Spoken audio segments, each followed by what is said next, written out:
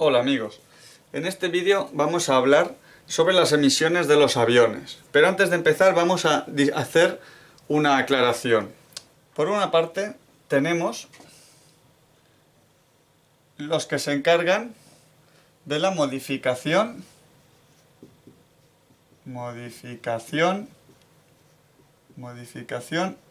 del clima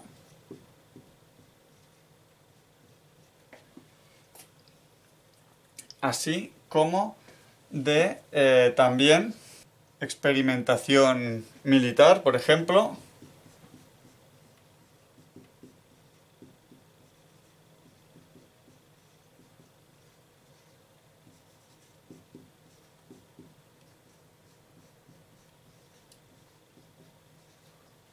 vale.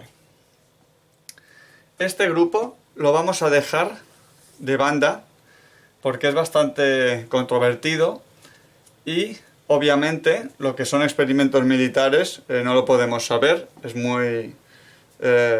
hablar de esto sería un poco ir a lo loco, ¿no? Porque es complejo. Pero bueno, en cuanto a la modificación del clima hablaremos de algunas documentaciones que hay más adelante, porque hay que dejar claro que hay más de 130 patentes.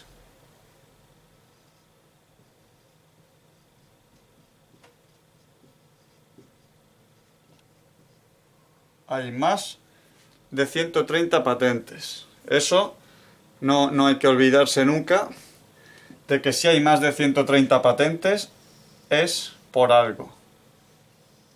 ¿Vale? Pero ahora lo que yo quería hacer hincapié es en los aviones convencionales. ¿Vale? Dentro de los aviones, vamos a poner aquí, aviones convencionales.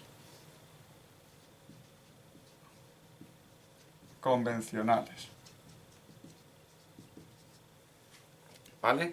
Simplemente haré aquí un ligero esquema, pero esto no voy a profundizar mucho porque es complicado, pero al menos para que podamos tener una idea.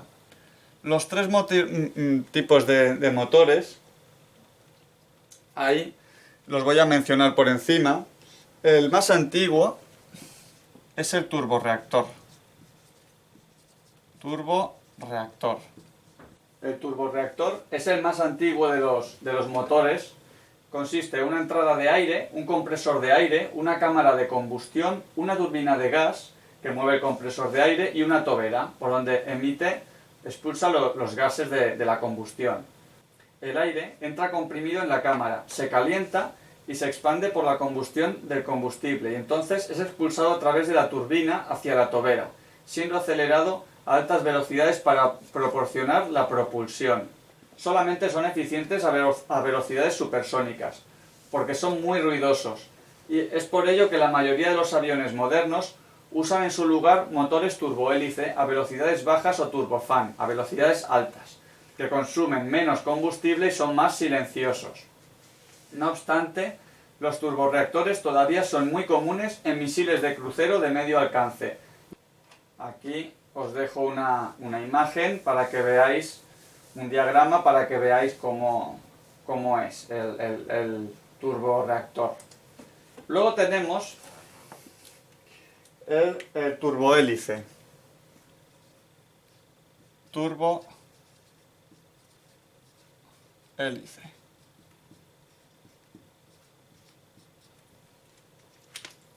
¿Vale?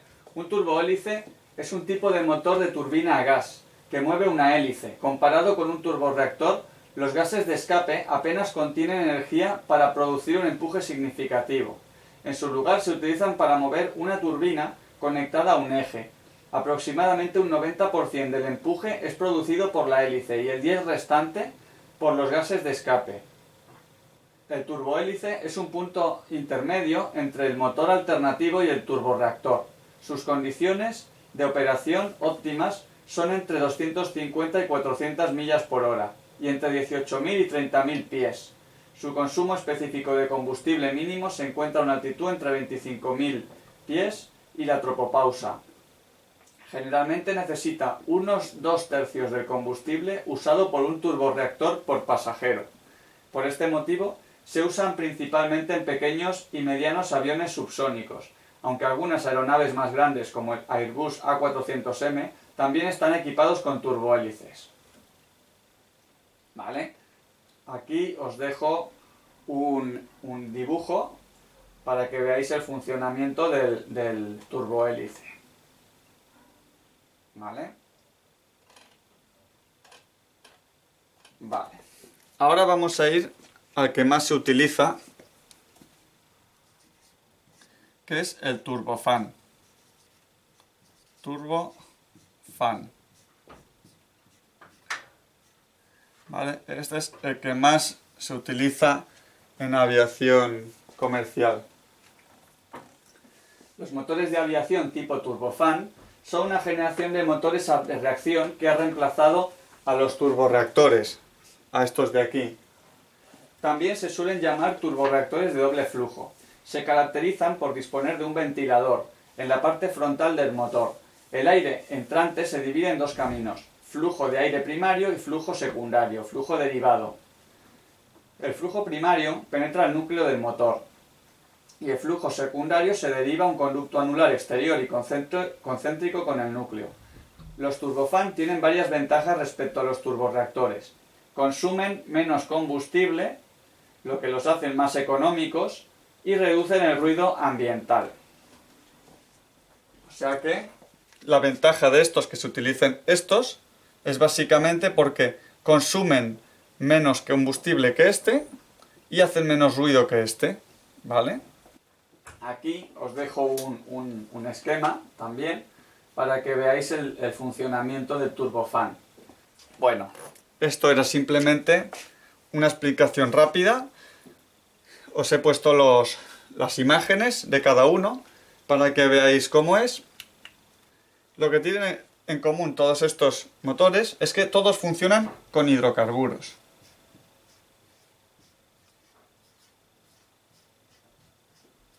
Hidrocarburos. ¿Vale? Entonces ahora ya dije que este grupo lo vamos a dejar aparte, ¿vale? Y nos vamos a centrar en estos. Porque aquí vamos a ver también si estos tienen incidencias sobre el clima, ¿vale? Borro la pizarra. Bueno, esta pizarra, si un día compráis una pizarra, mirad bien que sea buena, porque esta es una porquería para limpiarla, ¿vale? Bueno, nos hemos quedado en los hidrocarburos. Este es el combustible que utilizan todos este tipo de motores. Los hidrocarburos son compuestos que están formados, en principio, únicamente por átomos de carbono y de hidrógeno, con un número determinado de cada uno. Hay muchas combinaciones, entonces hay muchos tipos de asociaciones, de composiciones, ¿vale? Y los hidrocarburos acíclicos, los hidrocarburos cíclicos, y luego dentro hay diferentes grupos, hay muchísimos. Si lo miráis en internet vais a poder ver, aunque sea en la Wikipedia, todos estos grupos de hidrocarburos. Pero básicamente es estos átomos de carbono y de hidrógeno, ¿vale? Luego hay que tener en cuenta que también hay hidrocarburos sustituidos.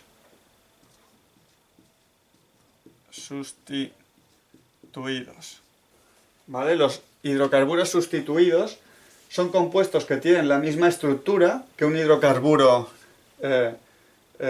normal, pero que tienen átomos de otros elementos distintos al hidrógeno y al carbono. O sea que podríamos tener un hidrocarburo, pero a los que se le ponen átomos de otros elementos.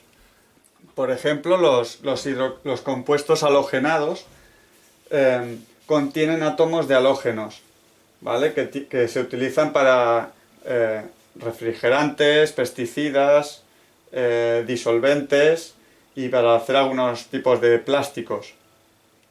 ¿vale? Por ejemplo, el cloroformo, la tiroxina, el DDT, los PCBs, el PVC, pues estos se les han sustituido unas partes, ¿vale? De esas moléculas por otros elementos. Entonces, esto pues queda un poco también al margen, ya que depende de la mezcla, pues el hidrocarburo va a ser diferente. Yo lo que quiero explicar en este vídeo son los residuos, el residuo de los hidrocarburos básicos, o sea, tal cual, sin ningún otro elemento, simplemente de carbono y de hidrógeno. Porque, si no recordáis mal, en el otro vídeo que puse, que dejaré por aquí en la pantalla, salía el hombre este diciendo que los hidrocarburos expulsaban carbono, dióxido de carbono y vapor de agua, ¿verdad? Pues este hombre se olvidó cosas, por decir, se olvidó, se quiso olvidar, no lo sé. Entonces aquí pues voy a explicar lo que sale de la quema de estos hidrocarburos. Bueno, entonces hemos dicho que los hidrocarburos tienen parte de carbono y parte de hidrógeno. Si os acordáis, en el otro vídeo anterior de esta serie que estoy haciendo, para explicar esto del calentamiento global, del fraude del calentamiento global, expliqué que el aire contenía un 79% de nitrógeno y un 21% de oxígeno. ¿Vale? Esta C me ha salido muy pequeña. Así.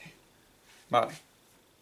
De forma genérica, los gases resultantes de la combustión de este combustible junto con el comburente, que es el aire, ¿vale? Esto es, en el aire es un 71%, un 79%, y el oxígeno un 21%.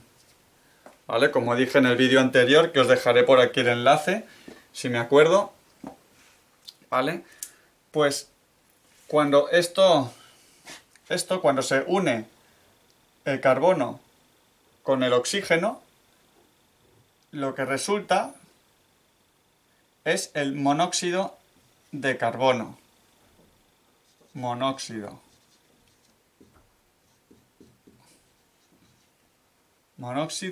de carbono. ¿Vale?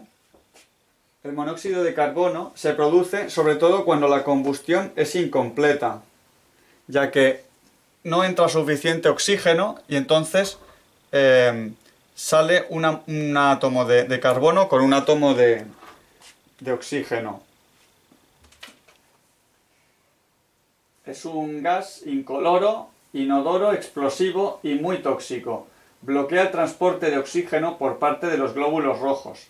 Es mortal incluso si lo respiramos en una baja concentración. En una concentración normal, en el aire ambiental, se oxida a corto tiempo. O sea, si normalmente, tiene una entrada de aire correcta, esto se oxida al salir al aire y se convierte en dióxido de carbono. Esto es dióxido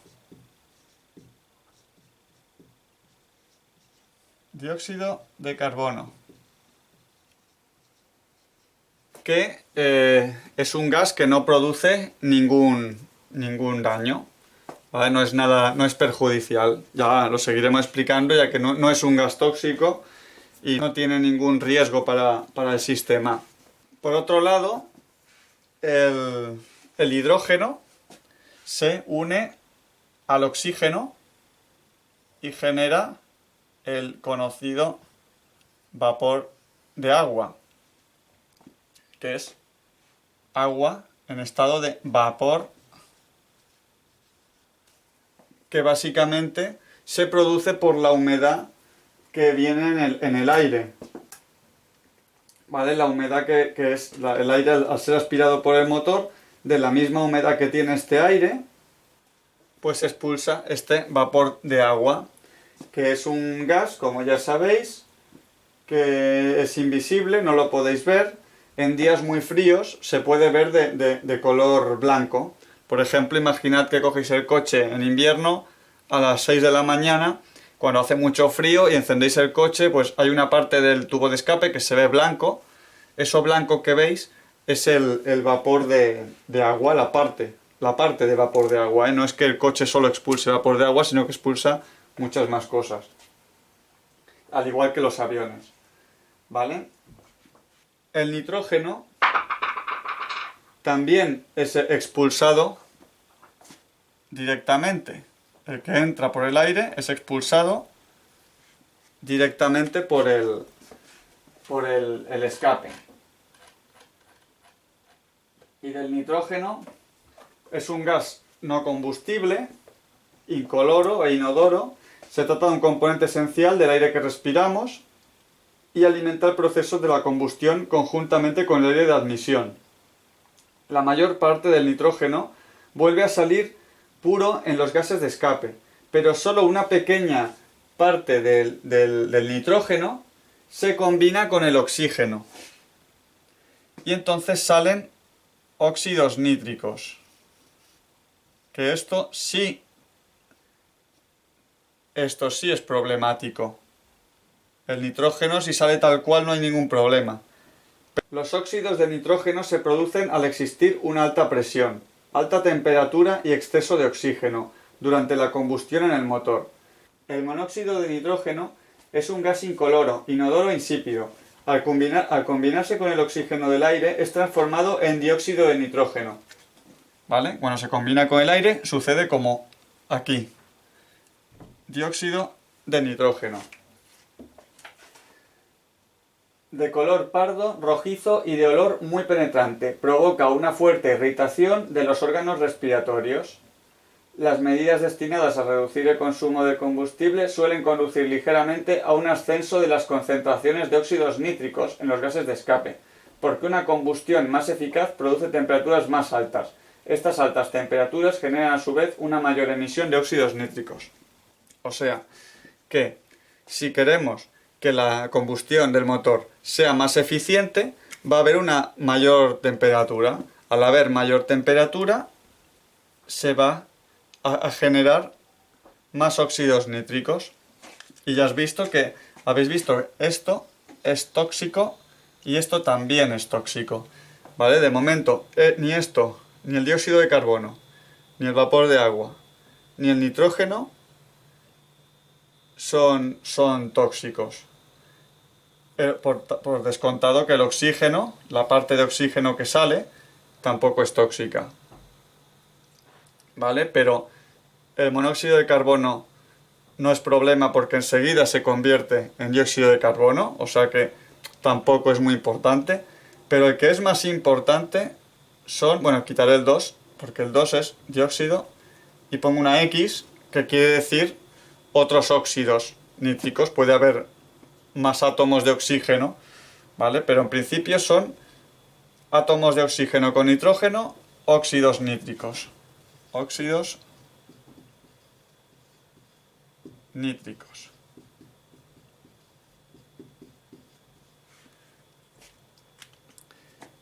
Son muy tóxicos, ¿vale? Los óxidos nítricos son muy tóxicos y además son el principal causante de la lluvia ácida. Por eso creo que es importante darse cuenta que con la quema de hidrocarburos, que son los hidrocarburos y el aire, tenemos el dióxido de carbono. Dicen que es un gas de efecto invernadero, pero como en el otro vídeo demostramos, no puede serlo, ya que no puede permanecer por mucho rato en las partes altas de la atmósfera. Pues cuando se enfría, automáticamente cae, porque pesa más que el aire. Y si no veis el vídeo, que os dejaré por aquí el enlace. El vapor de agua no es dañino para el organismo, pero también hay que tenerlo en cuenta porque no es normal que el vapor de agua esté a 10.000 metros de altura. ¿Vale? O sea, lo vamos a tener en cuenta porque ya veréis por qué. Y los óxidos nítricos son los más dañinos que hemos dicho, y el oxígeno obviamente no es dañino. Voy a limpiar la pizarra. Bueno, aquí entonces hemos dicho que estos no son tóxicos, ninguno de los tres. No tóxicos. ¿Vale? Y ahora vamos a mirar los que sí son tóxicos. Primero de todo, os voy a decir la proporción que hay de estos elementos, al menos en los motores de gasolina. Dióxido de carbono es un 14%, apuntaré aquí, un 14%, es poco, ¿vale? Vapor de agua es un 13%, pondré por aquí, un 13%, ¿vale? También es poco. Y lo que más es nitrógeno, que es un 71%. Es lógico porque si el aire tiene un 79% de nitrógeno, es obvio que lo que más va a salir va a ser nitrógeno. Pero fijaos qué importante, cuando en aquel vídeo explicaba lo de los hidrocarburos, esto se lo saltaba. Todo esto para él no existía, simplemente hablaba del dióxido de carbono y vapor de agua. Vamos a ver los tóxicos. Por ejemplo, tenemos los óxidos nítricos, que ya hemos dicho. Tenemos monóxido de carbono. No lo voy a escribir todo, pero monóxido de carbono. Espera. En el caso de los contaminantes hemos dicho que teníamos óxidos nítricos, que son NOx, pudiendo variar, monóxido de carbono, ¿vale? Pero ya hemos dicho que este no era muy problemático porque al entrar en contacto con el aire toma un átomo de oxígeno y se convierte en dióxido de carbono.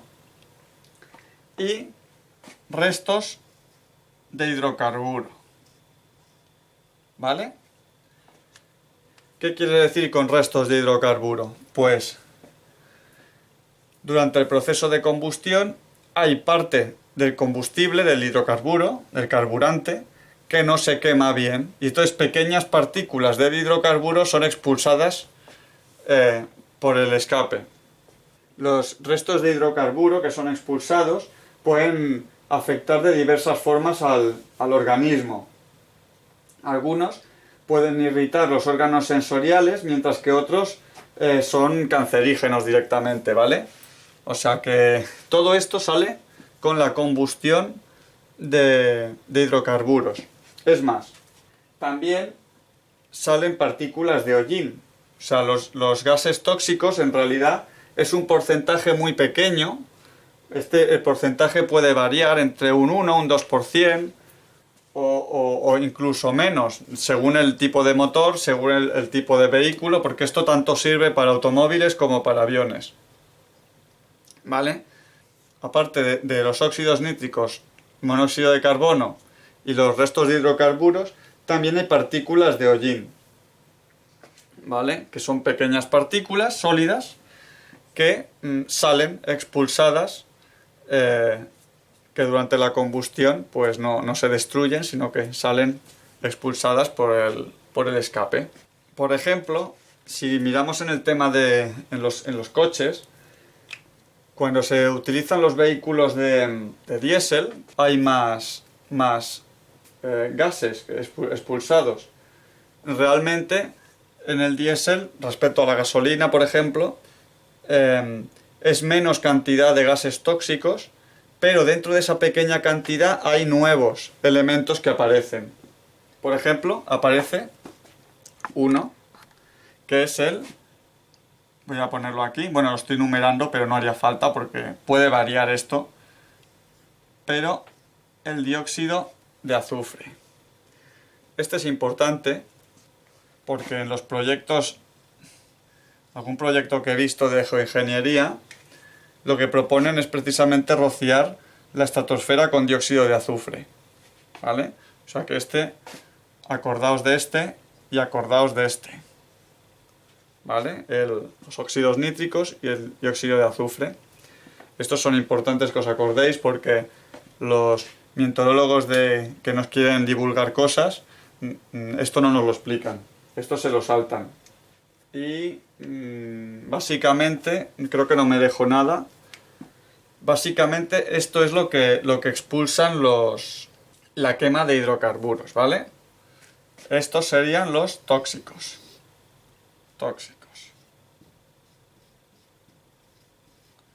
Y aquí no he puesto el hollín. Si creo que cabe, sí. El hollín lo pongo ahora aquí. Hollín. Son partículas sólidas. ¿Vale? A ver si lo puedo apartar. Para que lo veáis. ¿Vale? Ahora cuando acabe y ponga el vídeo, os pondré unos esquemas, unas gráficas que buscaré por internet donde sale esto en las proporciones. Las pondré o aquí en el lado o aquí, en esta parte de aquí, o en un momento en medio de la pantalla, ya veremos cómo lo pongo. Retomando el tema de la aviación,